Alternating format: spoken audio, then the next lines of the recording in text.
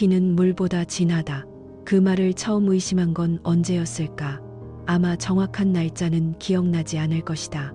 어느 순간부터 그 말이 입안에서 쓴맛으로 변했고 나중에는 혀끝에 올리는 것조차 역겨워졌다. 지금 나는 단언할 수 있다. 피는 물보다 진하지 않다. 피는 그저 피일 뿐이고 물은 적어도 목마른 사람의 갈증을 채워준다. 내 이름은 박수경. 올해 48이고 딸 하나를 키우며 경기도 외곽의 작은 집에서 살고 있다. 이 집이 지금 내 전부이자 내 전쟁터다. 12해 전 겨울이었다. 남편이 죽었다. 새벽 4시 병원에서 걸려온 전화 한 통이 내 삶의 모든 것을 갈라놓았다. 화물차 운전을 하던 남편은 충북 어딘가의 고속도로에서 블랙아이스를 만났고 구급대원이 도착했을 때는 이미 심장이 멈춘 뒤였다. 전화기를 내려놓고도 한참을 서 있었다. 울지 못했다. 옆방에서 6살 서진이가 자고 있었기 때문이다. 그 아이의 숨소리가 유일하게 내가 무너지지 않는 이유였다. 장례를 치르는 사흘 동안 나는 한 번도 주저앉지 않았다. 주저앉을 자리가 없었다. 빈소를 찾는 사람도 드물었고 남편의 가족이라고는 이미 연을 끄는 시어머니뿐이었으며 그분마저 조문 대신 전화 한 통으로 대신했다. 남편이 남긴 것은 할부가 남은 중고차 한 대와 보험금도 나오지 않는 사고증명서, 그리고 월세 밀린 방 2칸이었다. 장례가 끝난 다음 날 나는 서진이를 안고 텅 빈 방에 돌아와 처음으로 울었다. 소리를 죽이고 울었다. 이불을 입에 물고 어깨를 떨면서 그렇게 울었다. 서진이가 잠결에 내 목을 끌어안았을 때 나는 깨달았다. 이 아이를 데리고 여기서 버틸 수 없다는 것을. 그때 전화가 왔다. 어머니였다. 최옥순. 70이 넘은 어머니의 목소리는 전화기 너머로도 따뜻했다. 수경아, 내려와라. 방 비워뒀다. 서진이 데리고 와. 그 한마디가 나를 살렸다. 과장이 아니다. 정말로 문자 그대로 살렸다. 어머니는 경기도 외곽의 작은 단독 주택에서 혼자 살고 계셨다. 아버지는 내가 27이던 해에 간암으로 돌아가셨고 그 뒤로 어머니는 이 집을 혼자 지키며 작은 텃밭에서 깻잎과 상추를 키우고 동네 경로당을 오가는 조용한 생활을 하고 계셨다. 집은 크지 않았다. 방 3개에 마당 하나. 오래된 보일러는 겨울마다 삐걱거렸고 지붕 한쪽은 장마철만 되면 물이 샜다. 하지만 그 집에는 어머니가 있었다. 어머니의 손으로 끓인 된장찌개 냄새가 있었고 마당 한켠에 심어둔 감나무가 있었고 서진이가 뛰어놀 수 있는 작은 마당이 있었다. 우리 모녀에게 그 집은 세상 어디에도 없는 방주였다. 내려간 다음 날부터 나는 일을 시작했다. 새벽 4시에 일어나 동네 식당 2곳에 반찬 준비를 도왔다. 물을 채 썰고 콩나물 대가리를 떼고 300인분의 김치를 담갔다. 아침 8시면 돌아와 서진이를 학교에 보내고 어머니 아침상을 차렸다. 오전에는 어머니의 병원 진료를 함께 다녔다. 어머니는 당뇨와 무릎 관절염을 앓고 계셨고 해가 갈수록 혈압약의 종류가 늘었다. 오후에는 빨래를 널고 장을 보고 저녁을 준비했다. 서진이 숙제를 봐주고 재운 뒤에는 다시 새벽 반찬 준비를 위해 식당으로 향했다. 잠은 하루 4시간이면 많이 잔 편이었다. 이 생활이 1년, 2년, 3년 이어졌다. 나는 늙어갔다. 거울을 볼 시간조차 없었지만 가끔 식당 유리문에 비친 내 얼굴은 36이 아니라 50에 가까워 보였다. 어머니는 미안해하셨다. 수경아, 네가 이러면 안 되는데 내가 짐이 되는 거 아니냐. 그때마다 나는 웃으며 말했다. 무슨 소리세요? 엄마, 여기가 좋아서 그러는 거지. 서진이도 좋아하잖아. 어머니는 주름진 손으로 내 손등을 쓸어주셨다. 그 손의 감촉을 나는 아직도 기억한다. 마른 종이 같으면서도 따뜻하고 힘은 없지만 확실한 손. 그 손이 내 하루하루를 버티게 해주었다. 언니는 오지 않았다. 박영란. 나보다 5살 위인 언니는 서울에서 살았다. 결혼도 일찍 했고 남편이 잘 벌었다. 강남 근처의 아파트에 살며 아이 둘을 국제학교에 보내고 있다는 이야기를 어머니를 통해 들었다. 어머니는 가끔 언니 이야기를 하셨다. 영란이가 바쁜가 봐 전화도 못하네. 영란이가 여행 갔다더라. 사진 보내왔어. 그 말씀을 들을 때마다 나는 아무 대꾸도 하지 않았다. 대꾸할 말이 없었기 때문이다. 언니는 명절에도 오지 않았다. 추석에도, 설에도, 어머니 생신에도. 전화는 가끔 왔다. 한 달에 한 번, 아니 두세 달에 한 번. 통화 시간은 대부분 5분을 넘기지 않았고 내용은 항상 같았다. 엄마 건강은 좀 어때? 수경이가 잘하고 있지. 고생이 많다. 그 고생이 많다는 말이 얼마나 가벼운지 언니는 아마 평생 모를 것이다. 새벽에 어머니의 혈당이 떨어져 온몸이 식은땀으로 젖었을 때 새벽 2시에 119를 부르며 서진이를 이웃집에 맡기던 그 순간에 그 고생이 많다는 5글자가 무슨 의미가 있단 말인가. 세월이 흘렀다. 서진이는 초등학생이 되었고 중학생이 되었고 고등학생이 되었다. 어머니의 당뇨는 합병증으로 번졌고 무릎은 더 이상 계단을 오르내릴 수 없을 만큼 나빠졌다. 나는 어머니를 업어 병원에 다녔다. 등에 업힌 어머니의 무게가 해마다 가벼워지는 것이 무서웠다. 사람이 가벼워진다는 것은 살이 빠진다는 뜻이고 살이 빠진다는 것은 몸이 스스로를 포기하기 시작했다는 뜻이었다. 12해 4300여일의 새벽 나는 단 하루도 이 집을 떠나지 않았다. 여행은커녕 외식도 거의 하지 못했다. 내 이름으로 된 통장의 잔고는 항상 100만 원을 넘기지 못했고 서진이의 교복은 늘 중고였으며 내 옷은 어머니가 입던 것을 줄여서 입었다. 그래도 괜찮았다. 이 집이 있었고 어머니가 계셨고 서진이가 잘하고 있었으니까 그것만으로 충분하다고 나는 매일 밤 스스로에게 말했다. 그런데 어느 날 어머니가 쓰러지셨다. 그리고 모든 것이 시작되었다. 구급차 사이렌 소리가 새벽 공기를 찢었다. 수경은 어머니의 손을 놓지 못한 채 들것 옆을 따라 뛰었다. 맨발이었다. 현관에서 신발을 신을 겨를이 없었다. 차가운 시멘트 바닥이 발바닥을 핥히는 감각조차 느끼지 못했다. 어머니의 얼굴이 종이장처럼 하얗게 변해가는 것만이 세상에서 유일하게 존재하는 현실이었다. 응급실 형광등 아래에서 수경은 비로소 자신의 발이 피투성이인 것을 알았다. 간호사가 건넨 슬리퍼를 멍하니 바라보다가 손에 쥐고만 있었다. 중환자실 앞 복도 의자에 쪼그리고 앉아 2시간을 기다렸다. 뇌출혈이라는 말이 의사의 입에서 흘러나왔을 때 수경의 귀에는 그 단어가 아주 먼 곳에서 울리는 종소리처럼 들렸다. 광범위 뇌출혈, 수술은 가능하나 예후를 장담할 수 없다. 보호자 동의가 필요하다. 수경은 동의서에 떨리는 손으로 서명했다. 그리고 복도 한쪽 구석에 서서 휴대폰을 꺼냈다. 언니의 번호를 찾는데 시간이 걸렸다. 최근 통화 목록에 그 이름이 없었기 때문이다. 연락처를 한참 아래로 내려서야 박영란이라는 3글자가 보였다. 마지막 통화 기록은 석 달 전이었다. 그것도 영란 쪽에서 추석 선물 택배 주소를 확인하려고 걸어온 45초짜리 전화였다. 손가락이 통화 버튼 위에서 멈췄다. 수경은 스스로에게 물었다. 이걸 왜 내가 해야 하지? 이 전화를 왜 항상 내가 걸어야 하지? 하지만 곧 고개를 저었다. 어머니가 수술실에 누워있다. 지금은 그런 감정을 따질 때가 아니었다. 전화를 걸었다. 신호음이 5번 울린 뒤에야 잠에서 덜 깬 듯한 목소리가 받았다. 뭐야 이 시간에. 영란의 첫마디였다. 새벽 4시가 조금 넘은 시각이었다. 수경은 최대한 침착하게 말했다. 언니, 엄마가 쓰러지셨어. 뇌출혈이래. 지금 수술 들어가셨어. 한 번만 와줘. 전화기 너머로 잠시 침묵이 흘렀다.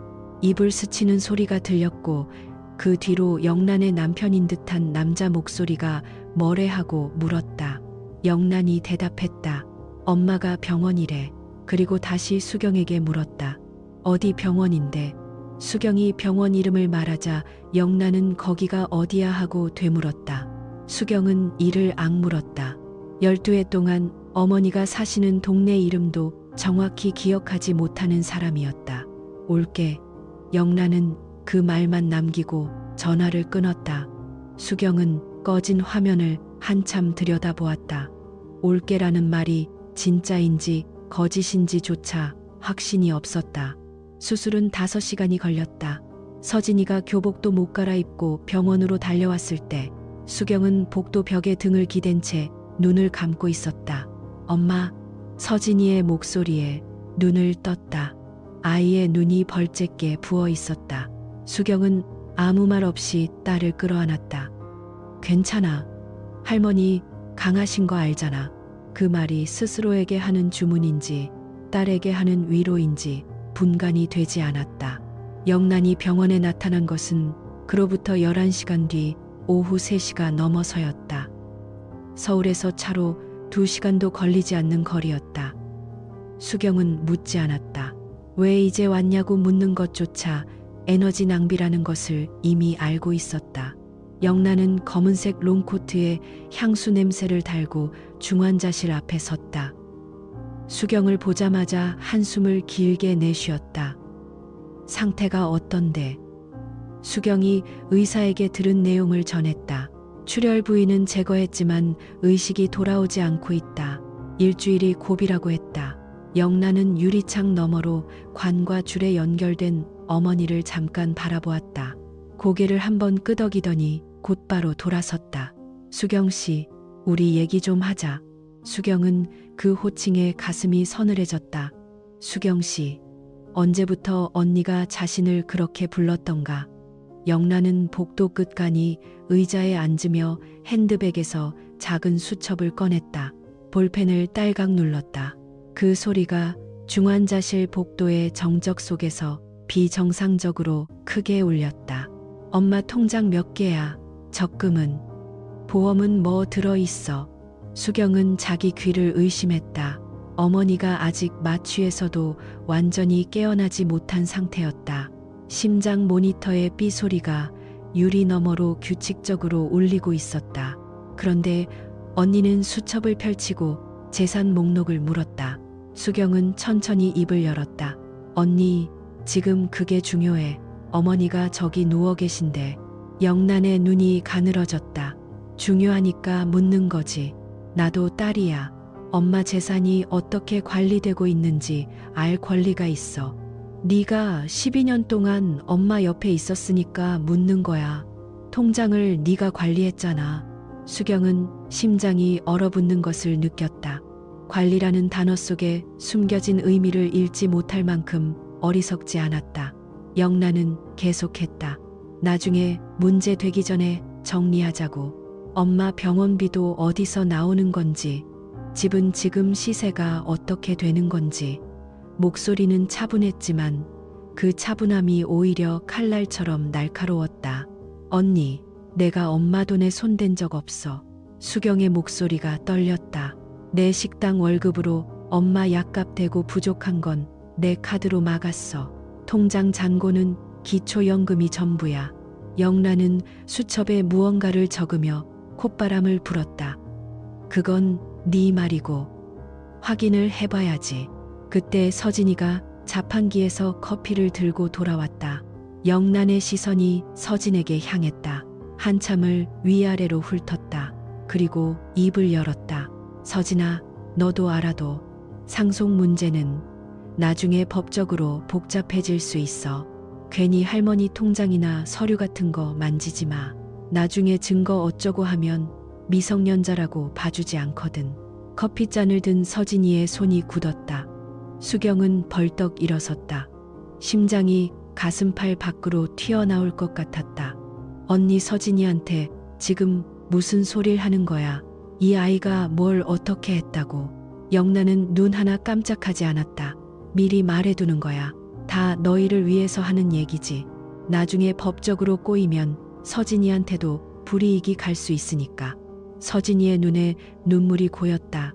하지만 울지 않았다. 입술을 꽉 깨물고 어머니 뒤로 한 발짝 물러섰다. 수경은 딸의 팔이 미세하게 떨리는 것을 느꼈다. 18살 아이에게 던질 말이 아니었다. 법이라는 단어를 무기처럼 휘두르며 조카를 위협하는 사람이 같은 피를 나눈 언니라는 사실이 수경의 가슴 속 마지막 남은 기대마저 산산조각냈다.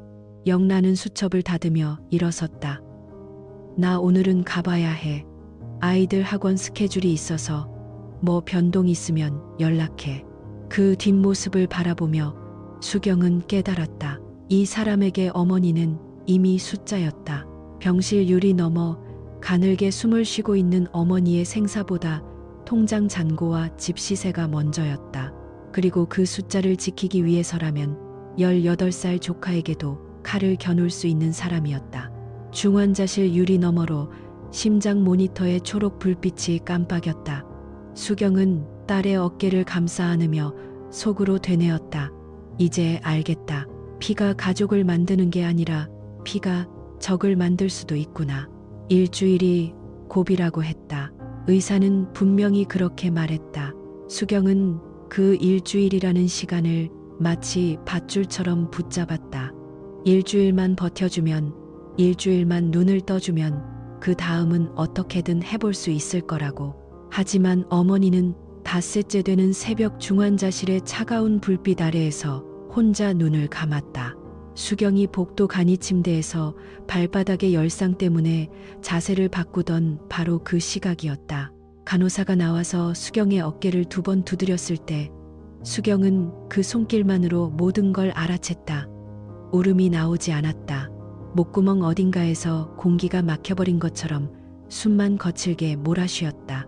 중환자실 문을 열고 들어갔을 때 어머니의 얼굴은 놀라울 만큼 평온했다. 이마에 주름이 펴져 있었고 입꼬리가 아주 미세하게 올라가 있었다. 수경은 그 얼굴을 한참 들여다보다가 어머니의 손등에 자기 이마를 갖다 댔다. 아직 따뜻했다. 그 온기가 식기 전에 해야 할 전화가 있었다. 영란은 이번에도 3번째 벨이 울려서야 받았다. 그리만 수경이 엄마가 돌아가셨어 라고 말했을 때 수화기 너머로 긴 침묵이 흘렀다. 그리고 영란의 목소리가 들렸다. 떨리고 있었다. 언제? 방금. 내가 지금 갈게. 장례는 어디서 치를 거야? 목소리만 들으면 누구라도 가슴이 찢어지는 맏딸의 슬픔이라고 여겼을 것이다. 수경은 아무 감정 없이 병원 장례식장 번호를 읊어주었다. 영란은 다음 날 아침 장례식장에 도착했다. 검은 옷을 빈틈없이 차려입고 있었고 눈두덩이 붉게 부어 있었다. 장례식장 문을 열고 들어서자마자 영정사진 앞에 무릎을 꿇더니 엄마, 엄마 하면서 통곡을 쏟아냈다. 그 울음소리가 어찌나 처절했던지 조문객 서너 명이 함께 눈물을 훔쳤다. 큰아버지 댁 막내 사촌이 영란의 등을 쓸어주며 말했다. 큰딸이 저렇게 우니까 보는 사람이 더 마음이 아프다. 수경은 빈소 한쪽 구석에서 조문객들에게 국밥 그릇을 건네고 있었다. 아무도 수경의 부은 발목을 보지 않았다. 아무도 수경이 장례 준비를 혼자 했다는 사실을 묻지 않았다. 영란의 울음이 모든 것을 덮었다. 3일장이 끝나는 날 친척들이 하나둘 떠나면서 수경에게 건넨 말은 거의 같았다. 언니가 많이 힘들어하더라. 네가 잘 챙겨줘라. 수경은 고개만 끄덕였다. 서진이가 빈소 정리를 돕다가 엄마의 얼굴을 올려다보았다. 엄마, 괜찮아? 라고 물었다. 수경은 딸의 머리카락을 쓸어넘기며 대답했다. 괜찮아, 집에 가자. 그로부터 사흘 뒤였다. 수경은 어머니의 방을 정리하고 있었다.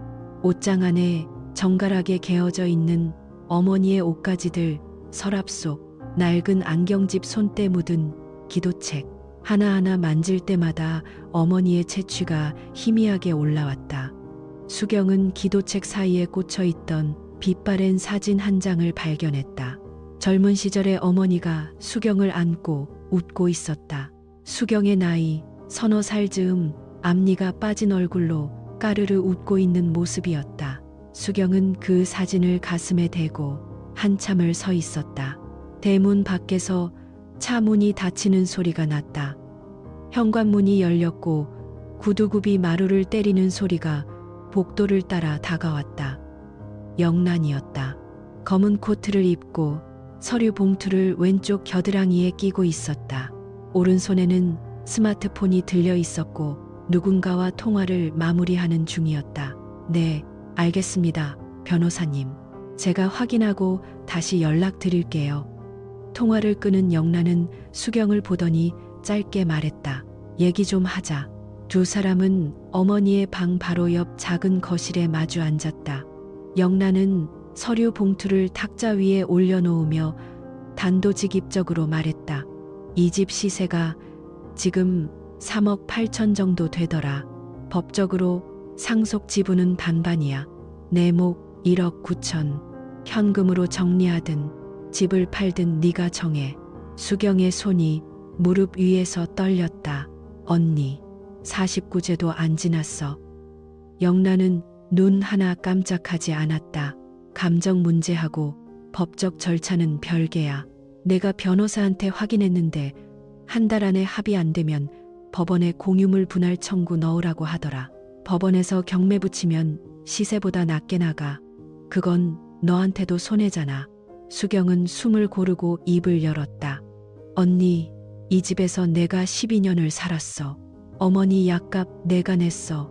병원비 내가 냈어. 새벽마다 일어나서 당뇨 주사 내가 놓았어. 수경은 자리에서 일어나 안방 장롱 위에서 낡은 종이 상자를 꺼냈다.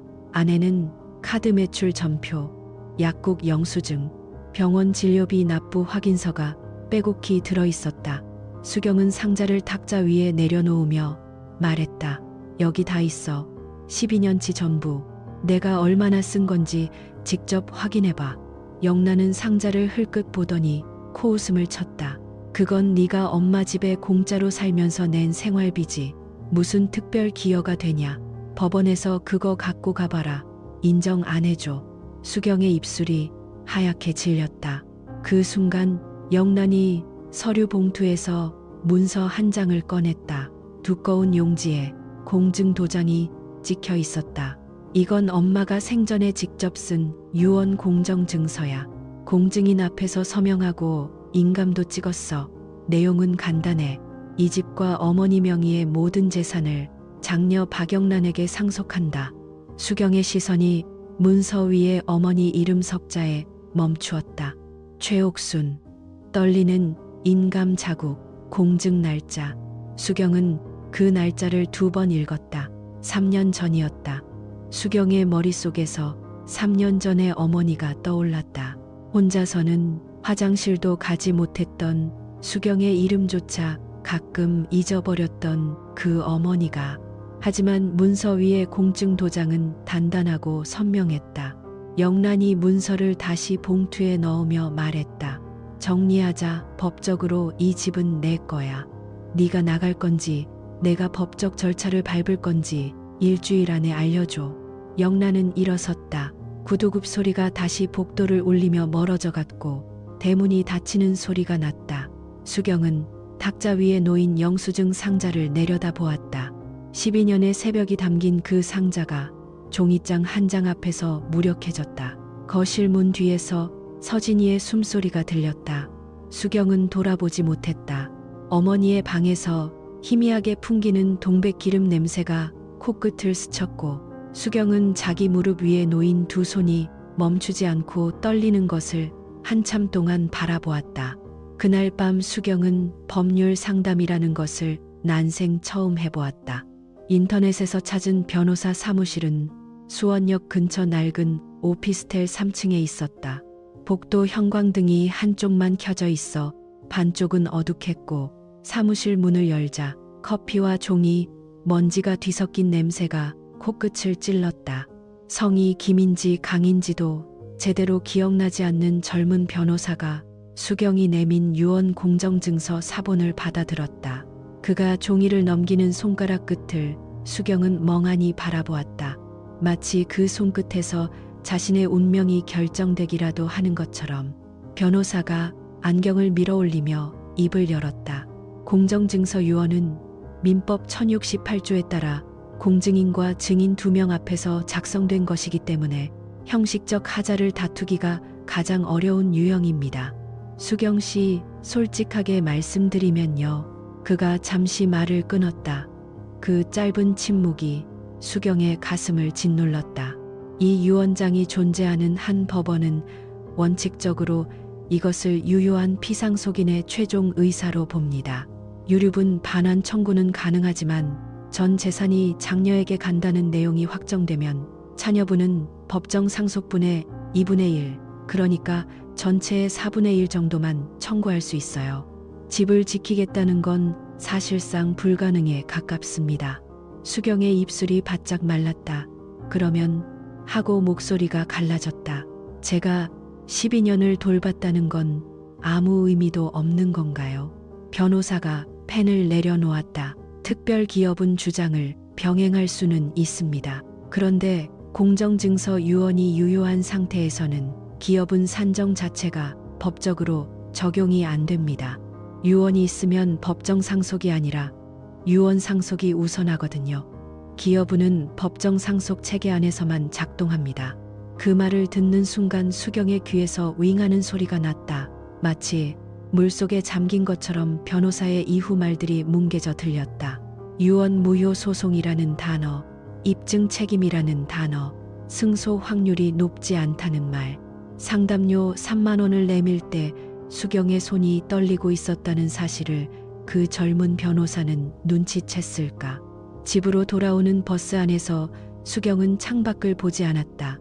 무릎 위에 올려놓은 손을 내려다보았다. 12해 동안 새벽 4시에 일어나 어머니의 혈당을 재고 인슐린 주사를 놓고 죽을 끓이고 식당으로 뛰어가 8시간을 서서 일하고 돌아와 어머니의 부은 무릎에 파스를 붙이던 손, 이 손이 쥐고 있는 영수증 수백 장이 법 앞에서는 종이 조각에 불과하다는 것. 그 사실이 수경의 숨을 조였다. 경기도 외곽 어머니의 집에 도착했을 때는 밤 9시가 넘어 있었다. 현관등도 켜지 않은 어둠 속에서 수경은 신발을 벗지도 않고 거실로 들어갔다. 어머니의 영정사진이 놓인 작은 탁자 앞 국화꽃은 이미 시들어 고개를 숙이고 있었다.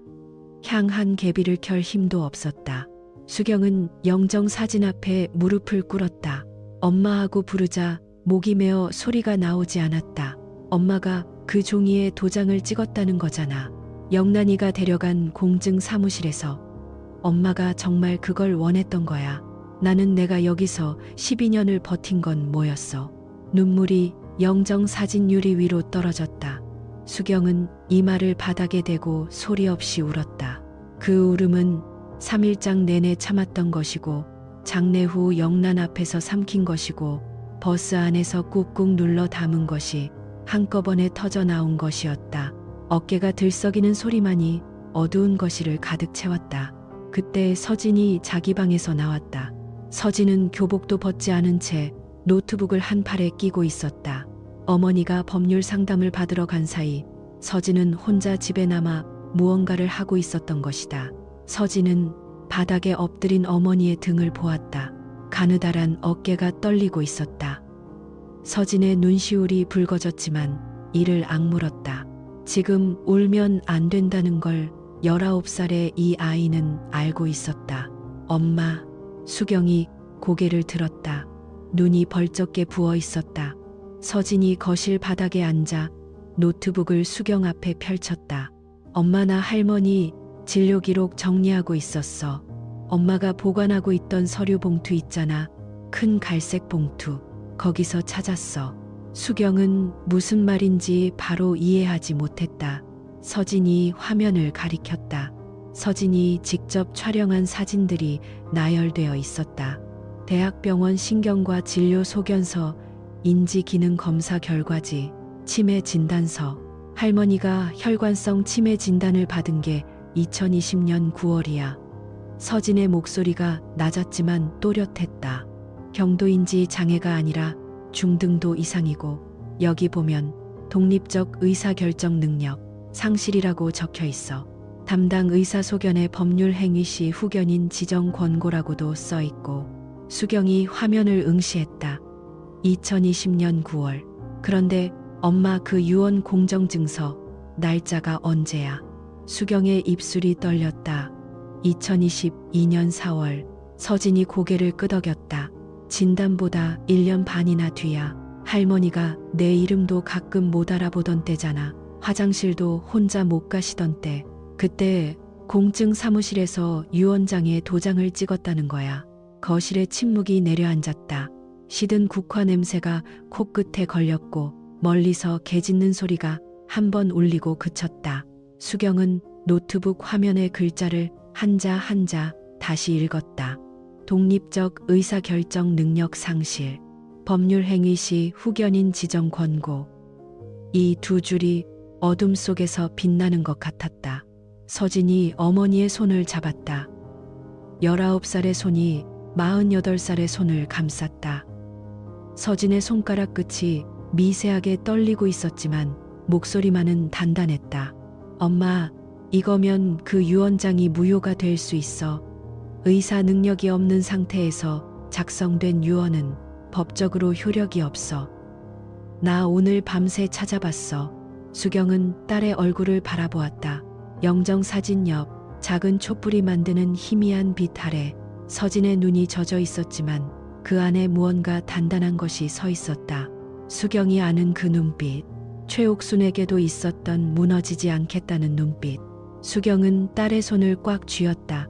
그리고 처음으로 숨을 쉴 수 있었다. 그날 밤 이후 수경의 시간은 전혀 다른 방식으로 흐르기 시작했다. 서진이 펼쳐놓은 진료 기록을 사진으로 찍어 저장한 것이 밤 11시. 두 사람은 그날 새벽 2시까지 거실 바닥에 앉아 서류의 순서를 정리하고 날짜를 확인하고 빠진 조각이 없는지 되짚었다. 수경은 딸의 얼굴을 가만히 바라보았다. 교복 카라가 한쪽으로 접힌 채 볼펜을 꼭 쥐고 날짜를 밑줄 치는 그 손이 어린아이가 아니라 자신을 이 수렁에서 끌어올릴 동아줄처럼 보였다.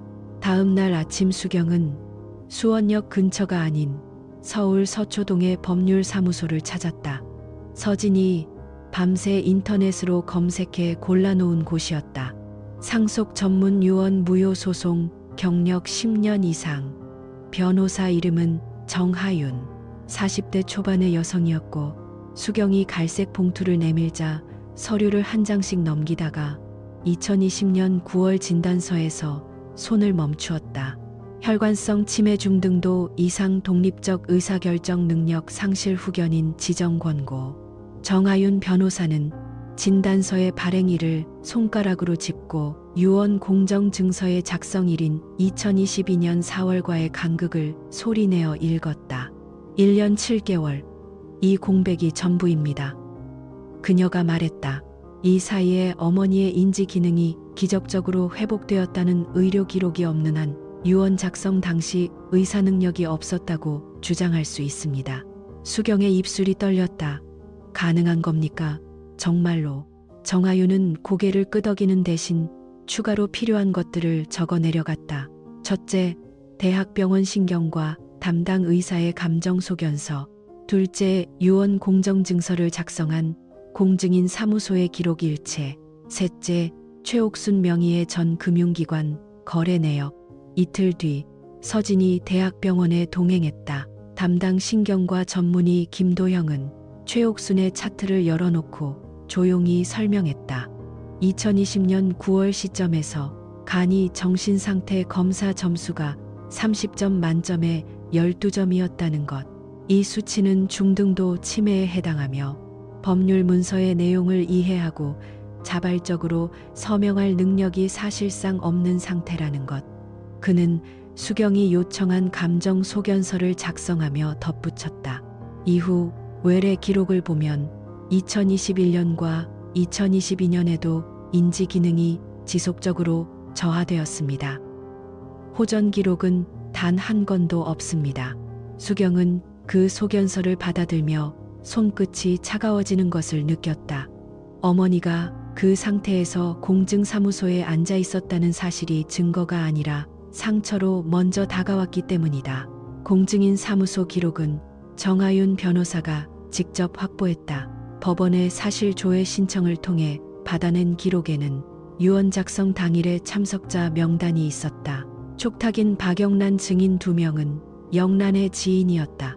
공증인의 메모에는 짧은 문장이 적혀 있었다. 촉탁인이 유언자 옆에서 내용을 설명하고 유언자가 고개를 끄덕인 후 서명함. 정하윤은 이 문장에 빨간 줄을 그었다. 유언자가 스스로 의사를 표시한 것이 아니라 영란이 옆에서 유도한 정황이라고 했다. 치매 환자에게 내용을 읽어주고 고개만 끄덕이게 한 것은 자발적 의사 표시가 아닙니다. 그리고 금융거래 내역. 이것이 수경의 가슴에 마지막 못을 박았다. 최옥순 명의의 농협 계좌에서 2021년 3월부터 2023년 8월까지 서울 강남구 소재 ATM에서 인출된 금액이 모두 17차례 총 4,600만 원이었다. 어머니는 그 기간 동안 단 한 번도 서울에 간 적이 없었다. 수경이 매일 옆에 있었으니까. 인출 장소는 모두 영란의 자택 반경이 킬로미터 이내였다.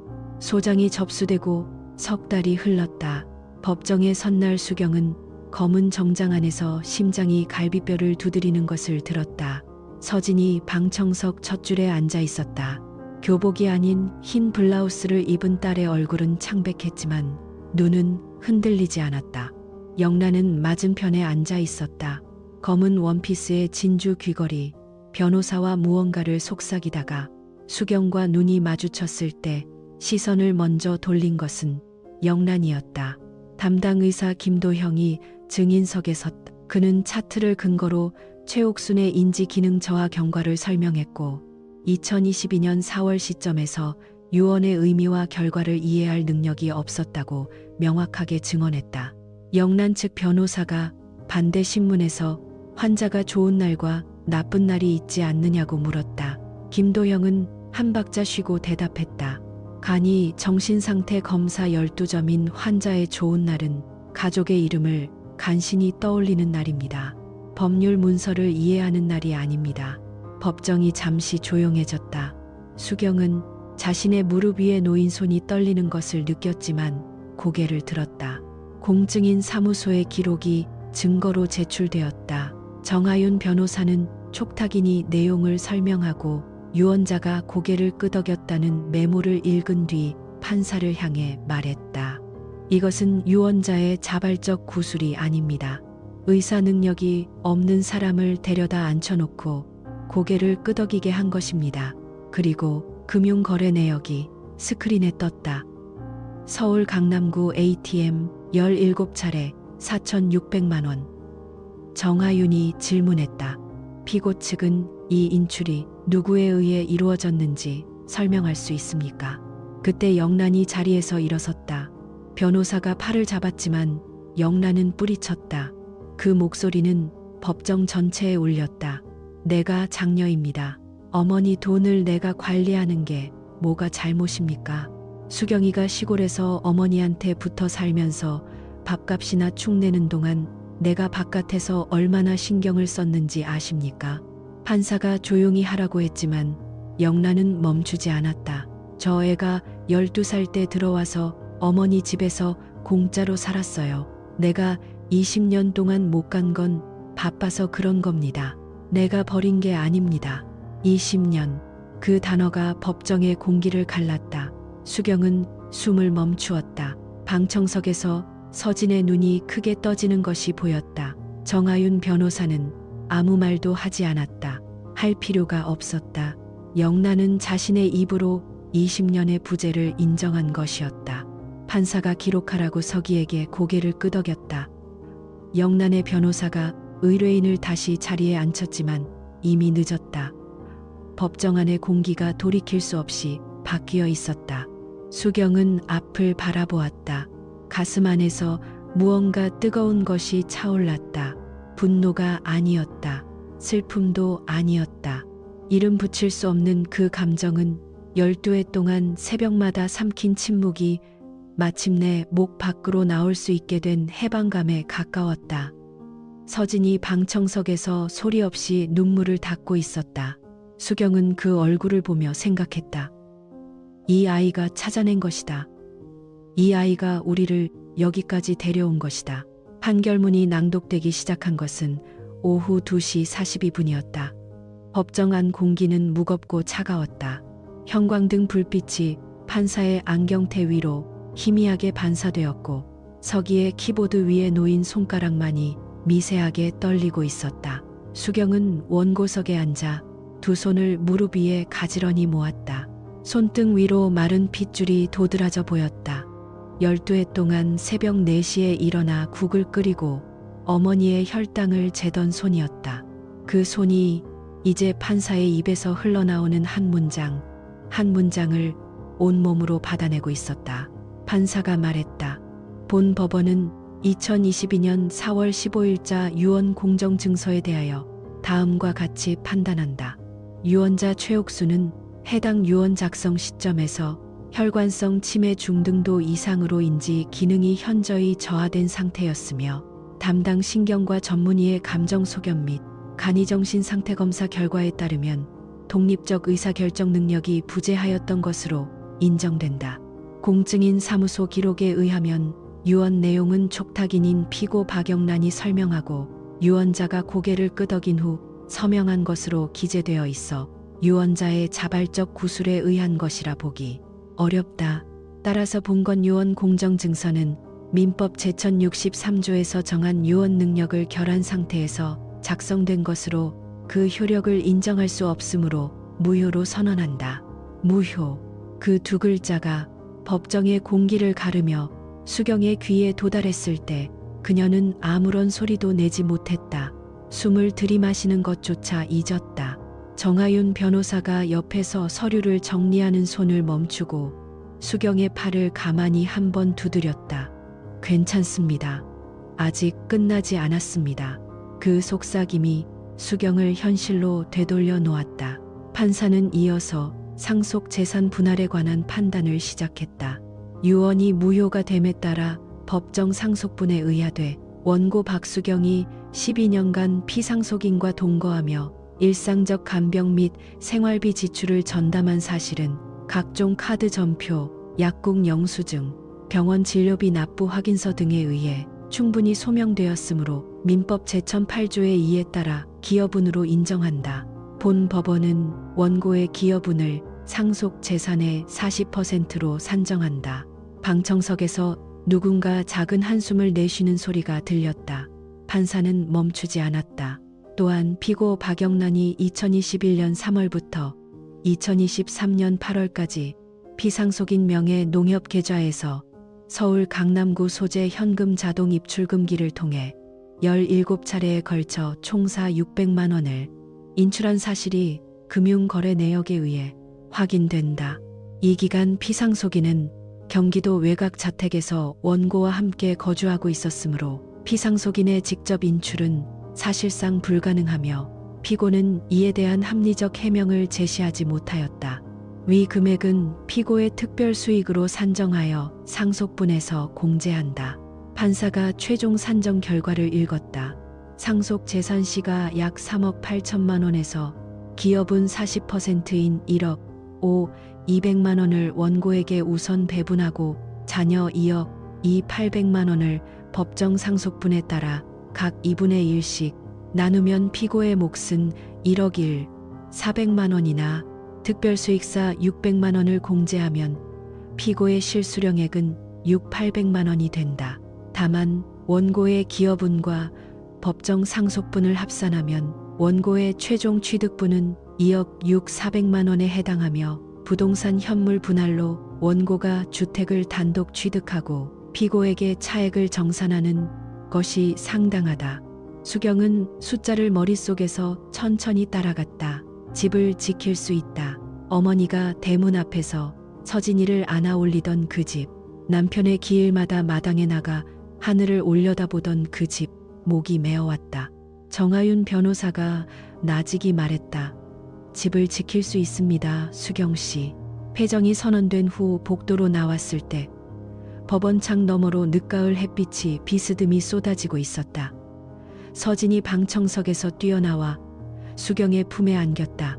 아이의 어깨가 미세하게 떨렸다. 엄마, 우리 이겼어. 서진의 목소리는 낮고 젖어 있었다. 수경은 딸의 등을 천천히 쓸어내렸다. 이긴 게 아니야. 다만 잃지 않은 거야. 할머니가 우리한테 주고 싶었던 것을 지킨 거야. 그때 복도 저편에서 구두 소리가 울렸다. 영란이었다. 베이지색 코트에 어깨가 축 처져 있었고 그녀의 변호사가 뒤에서 서류 가방을 들고 따라오고 있었다. 영란은 수경 앞에서 걸음을 멈추었다. 잠시 침묵이 흘렀다. 법원 복도의 형광등이 웅웅거리는 소리만이 두 사람 사이를 채웠다. 영란이 먼저 입을 열었다. 너 그렇게까지 해야 했어. 목소리에 분노가 남아 있었지만 그 밑바닥에 깔린 것은 당혹감이었다. 수경은 언니의 눈을 똑바로 바라보았다. 12해 전이라면 이 시선을 견디지 못했을 것이다. 하지만 지금은 달랐다. 수경이 말했다.